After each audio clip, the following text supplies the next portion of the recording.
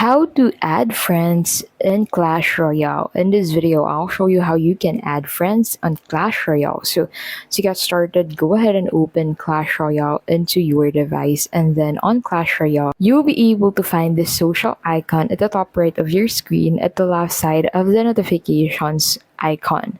So once you click on that, you'll be able to find your list of friends, and you can go ahead and invite friends to use Clash Royale. So you can send them this link. Now, if you want to add an existing user of Clash Royale, click on the burger icon at the top right and then select Supercell ID from here.